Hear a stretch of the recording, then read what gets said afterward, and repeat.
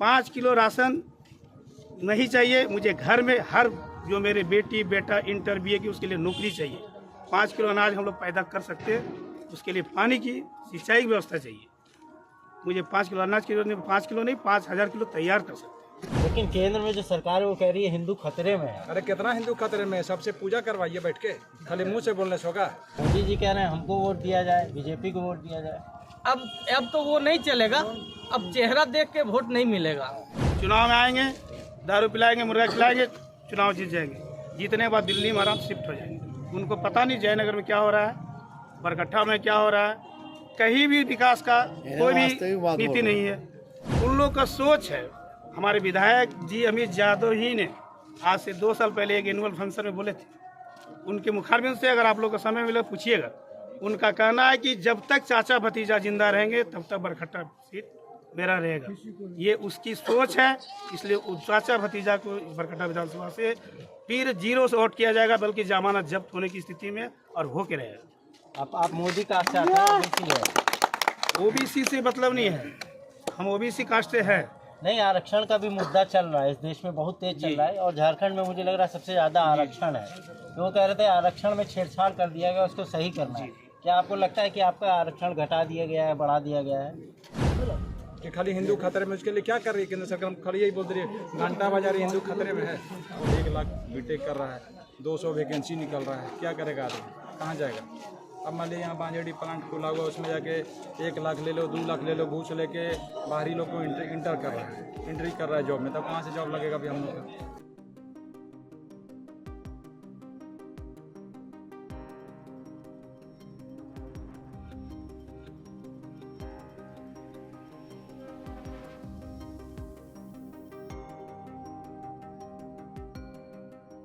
इस समय हम कोडरमा सीट पर हैं और यहाँ की बरकट्टा सीट जो है वो बहुत ही दिलचस्प है, क्योंकि भारतीय जनता पार्टी से कई नेता जो हैं उन्होंने देखा समझा और इस पार्टी को छोड़ दिया और वो निर्दलीय खड़े हैं। और इनमें से कुछ ऐसे लोग भी हैं जो दूसरी पार्टियों में शामिल हो गए, लेकिन जो भारतीय जनता पार्टी के वरिष्ठ नेता हैं वो हमारे साथ मौजूद हैं। उनके साथ तमाम भीड़ है, जनादेश है, वो साफ दिख रहा है, उनका समर्थन में है। उनसे बातचीत करेंगे। सबसे पहले तो हम नेताजी से बात कर लेते हैं। कैसा प्रचार चल रहा है, क्या लग रहा है आपको इस चुनाव में किसकी जीत होगी? भाई एक तय है, इस बार यहाँ की जनता ने तय कर लिया है कि सुरेंद्र भाई मोदी को ही यहाँ से विधानसभा भेजना है। ये जनता ने तय किया है, तो जीत तय है, सुरेंद्र प्रसाद मोदी ही जीतेंगे यहाँ से। लेकिन जो आपका योगी जी हैं और मोदी जी हैं, वो बड़े बड़े यहाँ पर जितने भी भारतीय जनता पार्टी के नेता लोग खड़े हैं उनका प्रचार कर रहे हैं और कहा जा रहा है कि बीजेपी ही निकलेगी। देखिए, वो स्टार प्रचारक हैं, वो कुछ भी कहेंगे, आपको सुनना पड़ेगा उनकी बात। रिजल्ट से आपको समझ में आ जाएगा आखिरकार प्रचारक से वोट पड़ेगा या मतदाता से वोट पड़ेगा। जब मतदान मतदाता करेंगे तो उनकी बात को सुनिए ना, वो क्या कहते हैं। जब उनकी बात आप सुनेंगे तो आप यही पाएंगे कि सारे मतदाता एक सुर में यही कह रहे हैं कि इस बार बदलाव होना तय है, नया चेहरा भी आएगा और नए जगह से वो चेहरा होगा। आपके लिए स्टार प्रचारक कौन होगा? हमारा स्टार प्रचारक देख लिए, इतने सारे लोग जो अब खड़े हैं।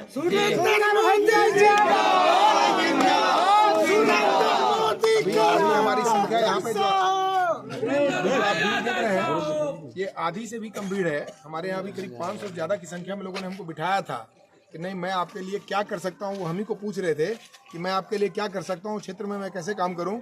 हमको हर हाल में ये चुनाव जीतना है और इस बार आपको विधानसभा भेजना है। तो आप देख लिए, इनका उत्साह आपको बताएगा कि ये हमारे स्टार प्रचारक हैं। झारखंड में एक बात चल रही है कि यहाँ पर बांग्लादेशी घुसपैठी हैं। सर ये उनका मुद्दा हो सकता है, ये बड़ा विषय है, ये हम लोग के क्षेत्र का विषय नहीं है। मैं अपने क्षेत्र की बात करूँगा। बरकट्टा विधानसभा में कैसे विकास की गंगा बह सकती है, कैसे यहाँ के लोग उस विकास में लाभान्वित खुद को महसूस कर सकते हैं, मैं इनकी बात करूँगा सर। जैसे ये देश की राजनीति चल रही है, आपने देखा हो कई सारे वरिष्ठ नेता हैं जो हिंदूवादी उसको बढ़ावा दे रहे हैं और तमाम तरीके के बयान आ रहे हैं, वो विशेष धर्म को लेकर है। क्या आपको लगता है इस तरह की राजनीति करना सही है? सर फिर मेरी बात, क्योंकि आप भी कभी उसका हिस्सा थे, आज आप उससे अलग हैं। सर मैं उसका हिस्सा था, ये इस बात से मैं इनकार नहीं करता हूँ, लेकिन आज मैं उस पार्टी से बाहर आ गया हूँ। और ऐसे भी जो ये चुनाव है, ये लोकसभा का चुनाव नहीं है। वो सारे मुद्दे लोकसभा में आपके चलेंगे, विधानसभा में नहीं चलेंगे। आप गौर करिएगा, जो भी डेवलपमेंट का काम होता है वो आखिरकार विधानसभा ही तय करता है। संबंधित राज्य के जो प्रतिनिधि होते हैं वही विकास का काम करते हैं। इसके लिए जो संबंधित लोकसभा के उम्मीदवार हैं या उनके जो प्रतिनिधि हैं वो नहीं करते हैं, इसलिए ये विषय ही आपका यहाँ पे गलत है। चलिए हमारे साथ यहाँ की जनता भी है, उनसे बातचीत कर लेते हैं। हाँ चाचा, क्या नाम है आपका? क्या लग रहा है किसकी सरकार बन रही है? सुरेंद्र भाई मोदी का। नहीं, आपकी सीट से तो जीत रहे सुरेंद्र भाई मोदी। पूरा झारखंड में किसका दबदबा पूरा है? झारखंड में हमारे सुरेंद्र भाई मोदी जी जीत रहे हैं। पूरा देश का हम लोग को नया चेहरा चाहिए, किसी तरह का काम नहीं हो रहा है, इसीलिए हम लोग नया बदलाव चाह रहे हैं। इसके पहले जरूरी हुआ है, बरकट्ठा से ही लोग जीत रहे थे, इस बार जयनगर के प्रत्याशी खड़ा हुए, इसलिए हम लोग वोट इन्हीं को देंगे। क्या नाम है आपका? मेरा प्रमोद कुमार मोदी नाम होगा। प्रमोद जी, क्या लग रहा है कौन जीत रहा है इस सीट से? बरकट्ठा से जी। बरकट्ठा से सुरेंद्र भाई जी जीत रहे हैं। अच्छा, क्या कारण है कि आप लोग इतना समर्थन कर रहे हैं? यहाँ पे जितने भी विधायक बने हैं वो यहाँ का कोई काम करना नहीं चाहते। जयनगर का मुख्य समस्या है रोड जाम का। वो एक बार नहीं कितना बार समस्या हुआ, कोई नहीं सुन रहे। उसके बाद आज से लगभग 5 साल पहले अन्नपूर्णा देवी जी का बयान आया था, पेपर में देखे होंगे कि ये कोडरमा कुवार रोड जो बनेगी वो 4 लाइन चकाचक 4 लाइन बनेगी, जबकि उसमें आज तक कोई पहल ही नहीं हुआ है जी। और मोदी जी एक तरफ ये भी कह रहे हैं कि झारखंड को यहाँ की सरकार ने बेच खाया है। यहाँ की और सरकार जी, जैसे सब कोई तो बोलते ही है, अगर ये एक दूसरे का टिप्पा टिप्पणी तो होता ही है। सत्य बात है कि यहाँ पे कोई विकास नहीं हुए, कोई या तो सांसद रहे या विधायक रहे, कोई विकास नहीं किया है। मोदी जी कह रहे हैं हमको वोट दिया जाए, बीजेपी को वोट दिया जाए। अब तो वो नहीं चलेगा। अब चेहरा देख के वोट नहीं मिलेगा, जो यहाँ पे विकास करेगा उन्हीं को वोट मिलेगा। 5 किलो राशन तो दे रहे हैं, वो सबको नहीं दे रहे। यहाँ पे जो दे रहे हैं सब बड़ा जो है उन्हीं को मिल रहा है। यहाँ पे जितना भी गरीब है उनको कुछ नहीं मिल रहा है। प्रधानमंत्री आवास योजना का लाभ मिला है? जी नहीं। क्या नाम है? संतोष जी, क्या लग रहा है आपके इस सीट पर किसकी जीत है? इस सीट पर सुरेंद्र भाई मोदी की जीत होगी, 100% जीत होगी और भारी मोहर से जीत होगी। क्या कारण है, कैसे इतना विश्वास है? इस विश्वास है कि यहाँ पर जो चाचा भतीजा खेल 20 साल से चल रहा है। 20 साल में उन लोगों का काम क्या है? दिल्ली में जाकर सो जाना और दिल्ली में रहना। क्षेत्र में उन लोग रहते नहीं, क्षेत्र में किसी भी तरह का कोई काम नहीं, किसी भी तरह एक भी काम नहीं हुआ। हर गांव में एक दारूपिया को तैयार करते हैं, विधायक जी हमारे अमीर जी जीते या जानकी जाए, और हर गांव उसी से मिलते हैं जो दारू पीते हैं, उसका आराम से रहते हैं। उनका वही काम है, वही एजेंट है। चुनाव में आएंगे, दारू पिलाएंगे, मुर्गा खिलाएंगे, चुनाव जीत जाएंगे। जीतने के बाद दिल्ली में आराम शिफ्ट हो जाएंगे। उनको पता नहीं जयनगर में क्या हो रहा है, बरकट्ठा में क्या हो रहा है, कहीं भी विकास का कोई भी नीति नहीं है। उन लोग का सोच है। हमारे विधायक जी अमित यादव ही ने आज से 2 साल पहले एक एनुअल फंक्शन में बोले थे, उनके मुखारबिंद से अगर आप लोग को समय मिले पूछिएगा, उनका कहना है कि जब तक चाचा भतीजा जिंदा रहेंगे तब तक बरकट्ठा सीट मेरा रहेगा। ये उसकी सोच है, इसलिए उस चाचा भतीजा को बरकट्ठा विधानसभा से फिर 0 से वोट किया जाएगा, बल्कि जमानत जब्त होने की स्थिति में और होके रहेगा। आप मोदी का ओबीसी से मतलब नहीं है, हम ओबीसी कास्ट से है। नहीं, आरक्षण का भी मुद्दा चल रहा है इस देश में, बहुत तेज चल रहा है, और झारखंड में मुझे लग रहा है सबसे ज्यादा आरक्षण है। तो वो कह रहे थे आरक्षण में छेड़छाड़ कर दिया गया, उसको सही करना है। क्या आपको लगता है कि आपका आरक्षण घटा दिया गया है, बढ़ा दिया गया है? आरक्षण की बात है तो आरक्षण को घटाने का काम भाजपा सरकार ने किया। बाबूलाल मंडी की सरकार थी तो हम लोग का आरक्षण 28% से 14% करने वाले भाजपा सरकार ने किया। ऐसा नहीं कि जेएमएम सरकार किया था, भाजपा सरकार किया था। और इस बार पूरे झारखंड की स्थिति है कि निर्दलीय की सरकार बनेगी, ये पॉसिबल है। एक बार बना भी है यहाँ पर निर्दलीय की सरकार। आपको पता होगा मधु गौड़ा के नेतृत्व में निर्दलीय सरकार बनेगी। और इस बार पूरी झारखंड की जनता को तय कर रही है कि इस बार निर्दलीय सरकार बनाएंगे और लोकल मुद्दा पर लोकल ग्रामीण के हिसाब से काम होगा। 5 किलो राशन के लिए वोट नहीं करेंगे? 5 किलो राशन नहीं चाहिए मुझे। घर में हर जो मेरे बेटी बेटा इंटर BA की उसके लिए नौकरी चाहिए। 5 किलो अनाज हम लोग पैदा कर सकते हैं, उसके लिए पानी की सिंचाई की व्यवस्था चाहिए। मुझे 5 किलो अनाज की जरूरत नहीं, 5 किलो नहीं 5000 किलो तैयार कर सकते हैं। अरे बड़े बड़े उद्योगपति भी ला रहे हैं ना, वो मतलब कह रहे थे सरकार बनेगी, उद्योग स्थापित होंगे, लोगों को नौकरी मिलेगी। वो जो मोदी जी आए हैं कह रहे हैं कि सबको नौकरी बांटेंगे वो।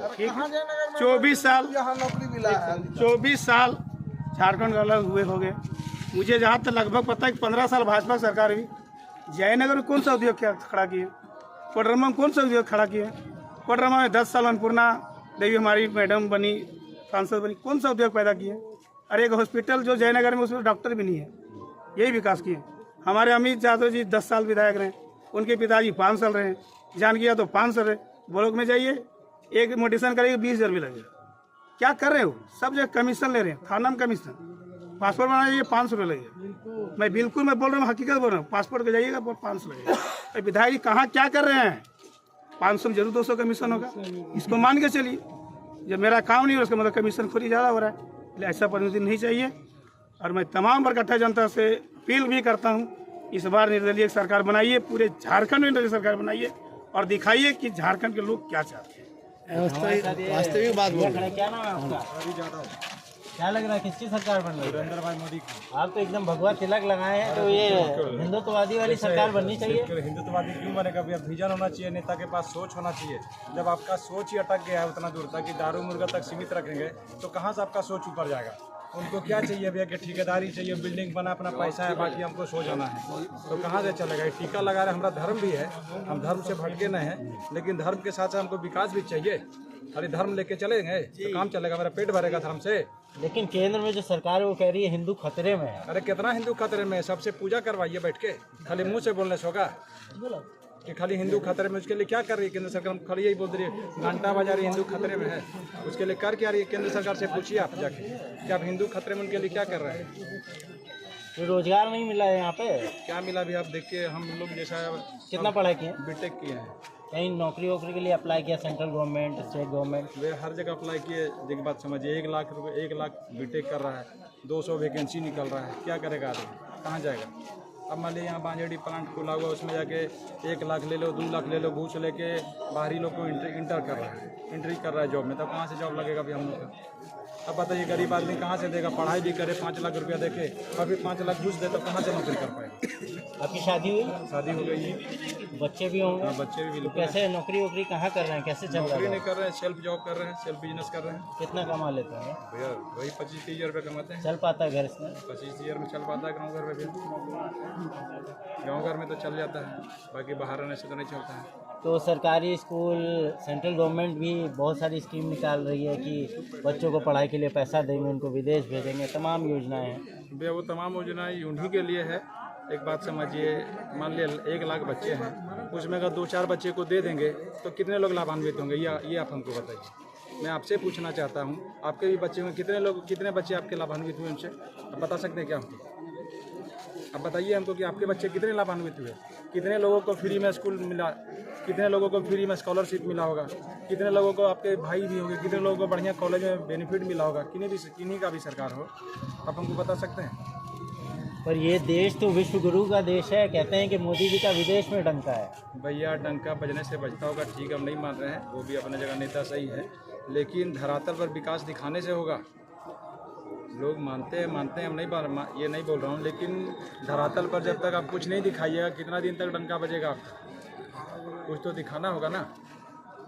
क्या आपको लग रहा है कि कुछ विकास नहीं हो? कह रहे हैं अच्छी रेलवे हो गई है, रेल अच्छा हो गया है, बढ़िया बुलेट ट्रेन हो, वंदे भारत निकाल दिया है। भैया वंदे भारत में कितने लोग बैठने वाले हैं? तो मैं से पूछिए कितने लोग बैठे होंगे वंदे भारत में? मुश्किल से 1 या 2 लोग बैठे होंगे। इसके बाद कहाँ से बैठेंगे? वंदे भारत आने वाले टाइम में बंद होने वाला ही बता दे रहा हूँ मैं आपको। सबसे ज़्यादा हवाई अड्डा यहाँ पीएम मोदी के नेतृत्व में बनाए गए हैं। भैया हवाई अड्डा, कितना रेल पटरी एक्सीडेंट हो रहा है, उसमें कहाँ पे कुछ काम हो रहा है?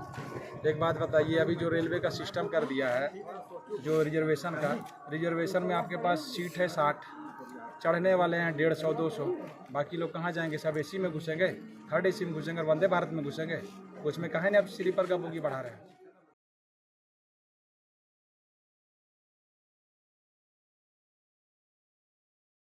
द मूक नायक जनवादी पत्रकारिता करता है। यह संविधान, लोकतंत्र और सामाजिक न्याय पर चलने वाला चैनल है।